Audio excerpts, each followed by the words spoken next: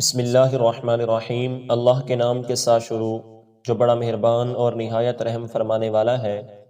حضرت سیدنا ابو ہریرہ رضی اللہ تعالیٰ عنہ بیان کرتے ہیں کہ رسول اللہ صلی اللہ علیہ وسلم نے ارشاد فرمایا،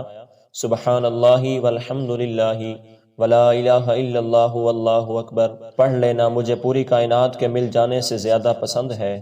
حضرت سیدنا ابو ہریرہ رضی اللہ تعالیٰ عنہ بیان کرتے ہیں کہ رسول اللہ صلی اللہ علیہ وسلم نے ارشاد فرمایا،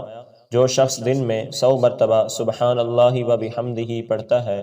تو اس کے گناہ خواہ سمندر کی جھاگ جتنے ہوں معاف کر دیے جاتے ہیں۔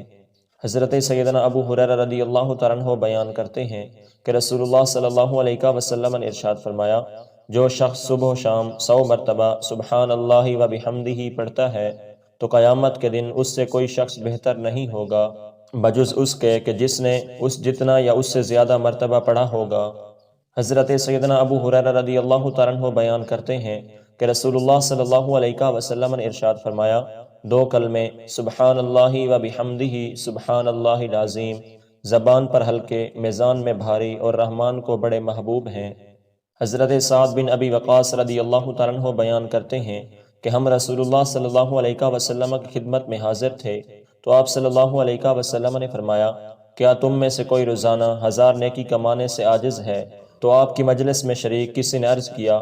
ہم میں سے کوئی 1000 نیکی کیسے کما سکتا ہے؟ آپ صلی اللہ علیہ وسلم نے فرمایا، 100 مرتبہ سبحان اللہ کہنے سے اس کے لیے 1000 نیکی لکھی جاتی ہے یا اس کے 1000 گناہ مٹا دیے جاتے ہیں۔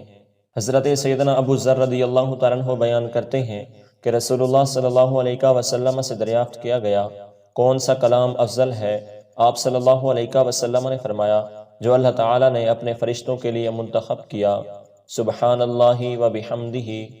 حضرت جویریہ رضی اللہ تعالیٰ عنہ سے روایت ہے، فرماتی ہیں کہ نبی علیہ السلام نماز فجر پڑھنے کے لیے صبح کے وقت ان کے پاس سے تشریف لے گئے جبکہ وہ اپنی جائے نماز پر تھیں، پھر آپ چاشت کے وقت ان کے پاس تشریف لائے تو وہ وہیں بیٹھی ہوئی تھیں۔ آپ صلی اللہ علیہ وسلم نے فرمایا، آپ اسی حالت میں رہیں جس پر میں نے آپ کو چھوڑا تھا۔ انہوں نے عرض کیا، جی ہاں۔ نبی علیہ السلام نے فرمایا، میں نے آپ کے پاس سے جانے کے بعد 3 کلمے 4 مرتبہ پڑھے ہیں، اگر ان کا آپ کے دن بھر کے کہے ہوئے کلمات کے ساتھ وزن کیا جائے تو وہ ان پر بھاری ہوں گے۔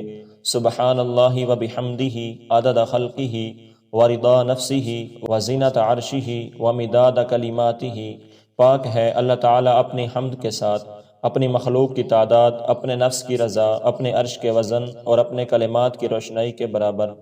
حضرت سیدنا ابو ہریرہ رضی اللہ تعالیٰ عنہ بیان کرتے ہیں کہ رسول اللہ صلی اللہ علیہ وسلم نے ارشاد فرمایا، جو شخص دن میں 100 مرتبہ یہ دعا پڑھتا ہے، لا الہ الا اللہ وحدہ لا شریک لہ لہ الملک ولہ الحمد وہو علی کل شیء قدیر، اللہ کے سوا کوئی معبود برحق نہیں، وہ یکتا ہے، اس کا کوئی شریک نہیں، اسی کے لیے بادشاہت ہے، اسی کے لیے ہر قسم کی تعریف ہے اور وہ ہر چیز پر قادر ہے، تو اسے 10 غلام آزاد کرنے کے برابر ثواب ملتا ہے، اس کے لیے 100 نیکیاں لکھی جاتی ہیں، اس کے 100 گناہ معاف کر دیے جاتے ہیں، وہ پورا دن شام ہونے تک شیطان سے محفوظ رہے گا اور اس سے بہتر کوئی شخص نہیں ہوگا مگر وہ جس نے اس سے زیادہ مرتبہ پڑھا ہوگا۔